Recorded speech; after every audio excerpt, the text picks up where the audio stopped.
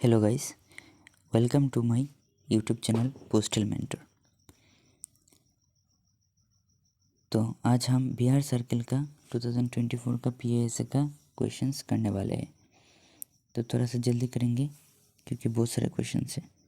तो आज हम सिर्फ डिपार्टमेंटल क्वेश्चंस ही करने वाले हैं। तो सबसे पहला question, which of the following is first class mail. तो फर्स्ट क्लास मेल में कौन कौन आ जाता है? बुक पोस्ट या फिर पोस्ट कार्ड या फिर मैगज़ीन या फिर ऑप्शन डी न्यूज़पेपर। तो इसका आंसर हो जाएगा option B, post card. Number 2, a parcel should not weigh more then. तो किसी भी पार्सल 20 केजी से ज़्यादा नहीं होना चाहिए। तो इसका आंसर 20 केजी होना चाहिए। तो यहाँ पर गलत दिया हुआ है। Number 3, machine franked articles posted in letter box. अगर कोई भी मशीन फ्रैंकिंग मशीन से छपाया हुआ आर्टिकल है, वो अगर लेटर बॉक्स में पाया गया है तो इसे अनपेड के हिसाब से ही ट्रीट किया जाएगा। फिर number 4, working hours of night post offices are generally fixed by. Night post किसी भी रात्रि डाकघर की जो वर्किंग आवर्स है, कार्यकाल है, उसको कौन निर्धारित करता है? तो generally fixed bye head of the circle. लेकिन हेड ऑफ द सर्कल, लेकिन अगर उसको बढ़ाना हो टाइम को तो वो कौन करेंगे? डीजी कर सकते हैं। इसके बाद number 5, where an application for recall of an insured और registered article it should also be accompanied by. इसका आंसर हो जाएगा ओरिजिनल रिसिप्ट। अगर किसी भी इंश्योर्ड आर्टिकल या रजिस्टर्ड आर्टिकल को रिकॉल करना चाहता है, वापस बुलाना चाहते हैं, तो इसके आवेदन का पत्र के साथ आपको ओरिजिनल रिसिप्ट जो बुकिंग के समय में आपको दिया गया था, वही रिसिप्ट आपको लाना पड़ेगा। इसके बाद number 6, registered article address to mister XYZ 123 GB street Lucknow will be delivered to. तो किसी भी रजिस्टर्ड आर्टिकल मिस्टर XYZ के नाम पर है तो उसे XYZ के पे ही पास देना पड़ेगा। तो इसका आंसर ए हो जाएगा। नंबर 7 है, BP article can be return. किसी भी बीपी आर्टिकल इसको सेंडर के पास रिटर्न आ जाता है if it is not claim with in 7 days. 7 दिन के अंदर अगर उसको क्लेम नहीं करेंगे तो वो वापस सेंडर के पास दे दिया जाएगा। लेकिन किस दिन से 7 दिन काउंट होगा? तो काउंट होगा from the date of intimation, सूचना वाले दिन से। अगर जिस दिन भी आपका वीपी आया है, अगर आपको सूचना मिला है आज से 7 दिन के बाद उसको 7 दिन तक उसको रखा जाएगा। इसके बाद वो वापस सेंडर के पास भेज दिया जाएगा। तो इसका आंसर हो जाएगा ऑप्शन बी इसका आंसर हो जाएगा करेक्ट आंसर। अगर आपको स्क्रीनशॉट लेना है तो ले सकते हैं। इसके बाद चलेंगे next, number 8, open delivery of A damaged insured article. किसी भी डैमेज्ड इंश्योर्ड आर्टिकल अगर हो तो उसको डिलीवरी करेंगे इन द प्रेजेंस ऑफ। इसका इन द प्रेजेंस ऑफ, इसका आंसर हो जाएगा पोस्ट मास्टर। आप सबको पता ही होगा, तो बहुत इजी क्वेश्चन है। Other postman and staff inspector नहीं, इसका आंसर पोस्ट मास्टर हो जाएगा। Number 9, blind literature packets are accepted from payments of postage, insurance fees, speed post charge, none of this. Blind literature जो होता है, अंध साहित्य जो होता है, तो वो पैकेट्स एक्सेप्टेड होता है, कि छूट दिया जाता है पोस्टेज से, किसी भी तरह की पोस्टेज से उसको छूट दिया जाता है। तो ए इसका आंसर हो जाएगा। तो ब्लाइंड लिटरेचर से बहुत इंपॉर्टेंट है ब्लाइंड लिटरेचर, इसको आपको पढ़ के जाना है अच्छे तरीके से। तो इसका जो फ्री होता है वो अप टू 7 केजी तक फ्री होता है, ये आपको पढ़ना होगा। फिर पेपर पीरियोडिकल बुक्स वो भी लिखा जाता है, ब्रेली में लिखा जाता है। और फिर नो रिटर्न और प्रिंटेड कम्युनिकेशन, ये सब नहीं भेजा जा सकता ब्लाइंड लिटरेचर के पैकेट के नाम पे। तो ब्लाइंड लिटरेचर बहुत इंपॉर्टेंट है, आपको पढ़ना पड़ेगा अच्छे तरीके से।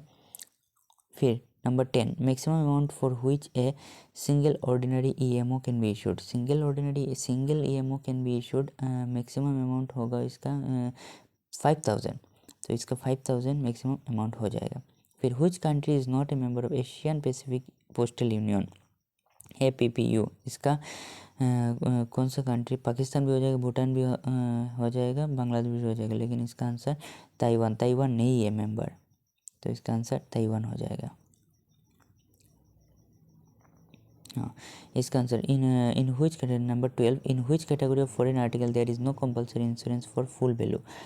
तो कॉइन्स, बुलियंस, प्लेटिनम, तो इसके लिए हो जाएगा इंश्योरेंस रियल वैल्यू के समान हो जाएगा, लेकिन लेदर प्रोडक्ट्स में ऐसा कुछ नहीं है। Number 13, international parcel post services is govern by bilateral agreement of arrangements with following countries. Bangladesh, Bhutan, Canada, Nepal, हाँ सब कुछ, यूएसए हो जाएगा, साउथ अफ्रीका, इसका ऑल ऑफ द अबव हो जाएगा आंसर। फिर number 14, what is the maximum weight in gram of letter sent abroad. किसी भी लेटर के मैक्सिमम वेट हो जाएगा 2 kg, that is option B 2000 gram.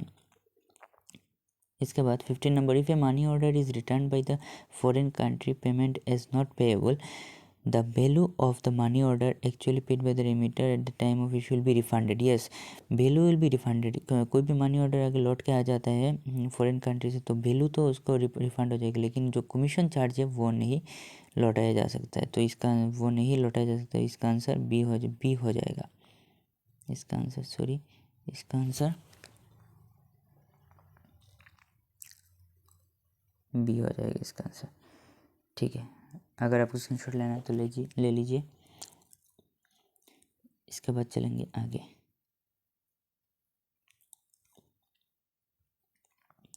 Airmail fee for parcel, airmail की charge कितना होता है? पहला 50 ग्राम के लिए 2 रुपये, फिर अगले 50 ग्राम तक एडिशनल 50 ग्राम के लिए 1 रुपये हो जाता है, तो ये इसका करेक्ट आंसर हो जाएगा। इसके बाद in foreign post manual the AO means, AO का मतलब क्या होता है? Administrative office of the foreign country, इसका आंसर सी करेक्ट होगा, ए नहीं सी। फिर 18 नंबर, इफ एन अनपेड और underpaid registered article under foreign post standard at the counter, underpaid या फिर अनपेड रजिस्टर्ड आर्टिकल, कोई भी विदेशी डाक हो जाए तो इसको रजिस्टर्ड नहीं, it cannot be registered and refused, इसको रजिस्टर्ड नहीं किया जाता, काउंटर पे इसको रिफ्यूज़ कर दिया जाएगा, रजिस्टर्ड नहीं हो सकता। Maximum limit of insured letter booked for foreign country, foreign country के लिए maximum limit of letter booked मेरे हिसाब से ये 10,000 होना चाहिए। हाँ, 20,000 तो नहीं हो सकता, ये 10,000 हो जाएगा, सही है। थोड़ा सा क्रॉस चेक कर लीजिएगा इसको। फिर number 20, the custom duty is primarily exercised at the point of entry, the point of exit, foreign post office, all of the above हो जाएगा। Complaints containing foreign money order must be made with in a period of, foreign money order के संबंधित कोई भी complaint करना है तो आपको इशू से 1 साल, जिस दिन आपका EMO इशू हुआ है, मनी ऑर्डर इशू हुआ है, इसके बाद 1 साल के अंदर अंदर आपको कंप्लेंट करना पड़ेगा, नहीं तो नहीं होगा कंप्लेंट। फिर चलते हैं आगे। Maximum limit 22 number, maximum limit of weight of a foreign parcel is, किसी भी पार्सल हो, फॉरेन हो या फिर चाहे नॉर्मल पार्सल हो, इसके लिए मैक्सिमम वेट हो जाता है, मैंने बोला 20 kg, हाँ यहाँ पर तो है इसका answer. India joint AOPU in the year 1973, the maximum limit of cash convenience departmental employ, cash convenience जो बेचते हैं तो डिपार्टमेंटल एम्प्लॉय के लिए मैक्सिमम कितना होता है? 5 लाख रुपए। इसके बाद 25 नंबर, 25, हाँ, which is a prescribed format for village sorting list, इसके आंसर हो जाएगा MS52, इसका एक्चुअल आंसर M52 होना चाहिए था, यहाँ पर MS52 है, तो थोड़ा सा गलत तो है, लेकिन हाँ ये मार्क कर सकते हैं। 26 number, what is the T code for printing invoice slip for supply of postage and other stamp from treasury to other post offices, T code for printing invoice, invoice slip को invoice slip के लिए T code क्या होता है, MB90। लेकिन यहाँ पर जो AMIGO दिया हुआ है तो वो टी कोड नॉर्मली अगर क्वेश्चन ऐसा है T code for supply project ऐसा हो जाए तो AMIGO सही है, लेकिन इनवॉइस के लिए MB90 सही होता। तो यहाँ पर नहीं है तो कुछ नहीं कर सकते। तो इसके बाद व्हाट इज़ द मिनिमम और मैक्सिमम लिमिट ऑफ महिला सम्मान सर्टिफिकेट MSSC, आप सबको ही पता होगा, आपने कभी किया होगा ही। तो 1000 से लेके 2 लाख रुपए तक इसका लिमिट होता है। फिर the maximum limit for investment in senior citizen saving scheme account, हाँ SC/SS के लिए मैक्सिमम लिमिट। हाँ देखिए डिपार्टमेंट में तो डिपार्टमेंटल क्वेश्चंस में तो थोड़ा सा इजी आ जाता है कभी कभार, तो उसको सबका ही एक जैसे ही मार्क्स होने वाला है, लेकिन सभी पढ़ के जाते हैं, लेकिन एज वही ले जाएगा, वही बंदा ले जाएगा जो मैथ्स और जीके में थोड़ा सा मार्क्स कैरी करेगा। तो फिर मैथ्स और जीके बहुत अच्छे से पढ़ना पड़ेगा। मैथ्स इसके बाद क्लासेस आएंगे मैथ्स में कैसे करना है, क्या करना है, और जीके भी थोड़ा थोड़ा आने वाला है। इस चैनल में थोड़ा थोड़ा क्लासेस आने वाला है, तो आप सब्सक्राइब ज़रूर कर लीजिएगा, तो फिर आपको मिलता रहेगा, आपको बहुत सारा हेल्पफुल हो जाएगा वो कंटेंट, क्योंकि एग्ज़ाम के लिए वक्त तो है, अभी आप प्रिपेयर कर सकते हैं। लेकिन अगर अभी आप डिपार्टमेंटल क्वेश्चंस के लिए बैठे रहेंगे कि हो जाएगा, पहले जैसे बात नहीं रही है अभी तो मैथ्स में जो बंदा जितना अच्छा कर लेगा वो आगे निकल जाएगा, क्योंकि डिपार्टमेंटल सबका ही एक जैसे हो जाता है। तो फिर 28 number, the maximum limit of investment SC/SS, देखिए ऐसा क्वेश्चन दे देंगे तो सबका एक जैसा ही हो जाएगा ना। 30 lakh. In RMS the record office stands for sub record office, head record office दोनों ही होता है, तो ये तो बहुत ज़्यादा कॉमन क्वेश्चन है। Metal token number 30, metal token in RMS was given to the official who perform duty in mail van और प्लेटफॉर्म। RMS में जो मेटल टोकन दिया जाता था तो वो मेल वैन जो ड्यूटी परफॉर्म करता था उसको दिया जाता है, क्योंकि वो उसका प्रेजेंस का जो एक क्या बोलते हैं इसको, एक प्रमाण पत्र है, वही दर्शाता है इधर। तो इसका आंसर C हो जाएगा, हाँ सही है। इसके बाद प्रसादम नंबर 31, प्रसादम फैसिलिटी जो होता है, सर्विस जो होता है, तो वो डिलीवरी, यहाँ देख के ही पता चल रहा है इसका। प्रसाद ऑफ टेम्पल्स के लिए टेम्पल्स के प्रसाद को दिया जाता है प्रसादम सर्विस से। Number 32, what is the fee for mandatory biometric update in Aadhaar for a person having age of 18 years. तो इसका आंसर हो जाएगा B, ₹100। इसके बाद number 33, what is the price of 1 bottle of Ganga jal through speed post. इसका answer ₹121 हो जाएगा। फिर sale of application forms falls under the scheme, तो कौन सा स्कीम के अंतर्गत आ जाता है एप्लीकेशन फॉर्म सेल करना, या फिर PRS जो पब्लिक रिजर्वेशन सिस्टम वो करना, वो रिटेल पोस्ट हो जाएगा। वन स्टॉप शॉप जो बोलता है ना, तो उसको रिटेल पोस्ट के अंदर ही आ जाता है। किसी भी थर्ड पार्टी कोई भी चीज़ आपको अब देखेंगे तो फिर वो रिटेल पोस्ट के अंदर ही आ जाएगा। तो अच्छे से नोट्स बनाना पड़ेगा, नहीं तो आप business post, bill mail service या फिर रिटेल पोस्ट में बहुत ज़्यादा कंफ्यूज होते रहेंगे, तो बहुत अच्छा सा एक नोट्स बनाना पड़ेगा। फिर दीनदयाल स्पर्श योजना रिलेट्स टू फिलाटेली, ये फिलाटेली के साथ रिलेटेड है दीनदयाल स्पर्श योजना DDSY।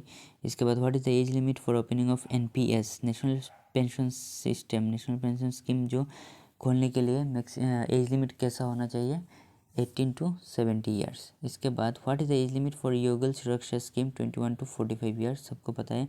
The full form of DNK is, DNK का फुल फॉर्म क्या होता है, डाक निर्यात केंद्र नहीं है, इसका आंसर होगा डाकघर निर्यात केंद्र। देखिए थोड़ा सा डीप पूछा है यहाँ पर भी, डाक निर्यात केंद्र बहुत सारे ने लगाया होगा, लेकिन इसका आंसर हो जाएगा D, डाकघर निर्यात केंद्र। Number 39, A COD article can be book for maximum amount of, COD article maximum 50,000 के लिए बुक कर सकते हैं, सही है। इसके बाद चलेंगे आगे। हाँ, what is the free lockup period for PLI policy. किसी भी PLI पॉलिसी करने के बाद जो बॉन्ड भी आ जाता है, इसके बाद 15 दिन के अंदर अंदर उसको अगर आपको उसे वापस लेना है, रिफ़ंड करना है तो फिर कराना है तो फिर 15 दिन के अंदर आपको जाना पड़ेगा। तो उसको क्लोज़ करने के लिए आप क्लोज़ कर सकते हैं, लेकिन इसके बाद नहीं होगा। नन्यता app is being used for. नन्यता ऐप आपको पता ही है, लेटर बॉक्स क्लियरिंग के समय पे यूज़ होता है। नन्यता ऐप का 2-4 पॉइंट है, वो सीरियली आपको उसका स्टेप याद करना पड़ेगा, तो अच्छे से आपको नोट्स बना के उससे रिवाइज करता रहना है, ठीक है। मैं भी इस चैनल पे आगे रिवाइज कराता रहूँगा टॉपिक वाइज। पहले थोड़ा सा क्वेश्चंस कर लेंगे तो आइडिया हो जाएगा क्वेश्चंस कैसे पूछ रहा है। Number 42, which application is use to deposit PLI RPLI premium in एसोस। सब पोस्ट ऑफिस में PLI RPLI प्रीमियम कैसे डिपॉजिट कराता है, किसमें, मेककेमिस्ट जो सॉफ्टवेयर है इसमें कराता है। तो फिर इसके बाद हम चलते हैं the expansion of the word PMSBI प्रधानमंत्री सुरक्षा बीमा योजना, सबको ही पता है। IPBS is used for the following, bag opening, bag closing, article tracking. मेरे हिसाब से तो ये IPBS, इसका answer all of the above होना चाहिए। आप थोड़ा सा देख लीजिएगा, कोई इसको बैग क्लोजिंग भी बता रहे हैं, लेकिन मेरे हिसाब से ऑल ऑफ द अबव होना चाहिए। फिर देखेंगे Which portal is used for CSI ID management including CSI ID password, CSI ID password reset, role assignment to employees, इसके बाद ID enable डिसेबल ये सब करने के लिए CSI ID मैनेजमेंट करने के लिए कौन सा पोर्टल, IM पोर्टल होता है। इसके अंदर आपको IM पोर्टल होता है, इसके अंदर आपको CSI ID पासवर्ड मैनेजमेंट सब कुछ कर सकते हैं।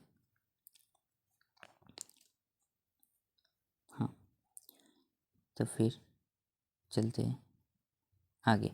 इसके बाद in IT modernisation project 2.0 by home rural hardware devices are provided to BPM branch postmaster को रूरल हार्डवेयर डिवाइसेस दिया गया था under IT modernisation project 2.0।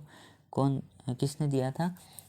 India post payments bank, IPPB ने दिया था।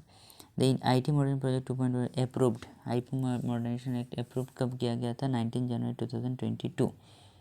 इसके बाद चलते हैं आगे। फिर देखिए, इसके क्वेश्चंस तो यहाँ पर रह गया। The HDMS is abbreviation for HDMS का रुको, help desk management system. HDMS का फुल फॉर्म होगा हेल्प डेस्क मैनेजमेंट सिस्टम। इसके बाद number 49, which is not a portal for lodging complaint, CP gram, CRM portal, CIC portal. सब कुछ ही होता है मेरे हिसाब से, तो none of this. Quick matrix is a portal for booking of lodging a complaint, D। इसका आंसर D हो जाएगा, ठीक है। अब तो डिपार्टमेंटल क्वेश्चंस हो गया। इसके बाद हम किसी और वीडियो में मैथ्स के क्वेश्चन भी सॉल्व करेंगे और बताएंगे कैसे करना है सॉल्व इसको टाइम के अंदर। तो इस चैनल को ज़रूर सब्सक्राइब कर लीजिएगा ताकि सब कुछ आपको मिल जाए, आपको बहुत हेल्प हो जाएगा। तो फिर इस चैनल को ज़रूर सब्सक्राइब कर लीजिएगा, तो आगे का जो कंटेंट आएगा बहुत हेल्पफुल होगा आपके लिए, इस प्रमोशन के जानने के लिए, और भी आसान बना सकते हैं। GK भी इसी चैनल में मिल जाएगा। तो फिर चलते हैं, बाय बाय।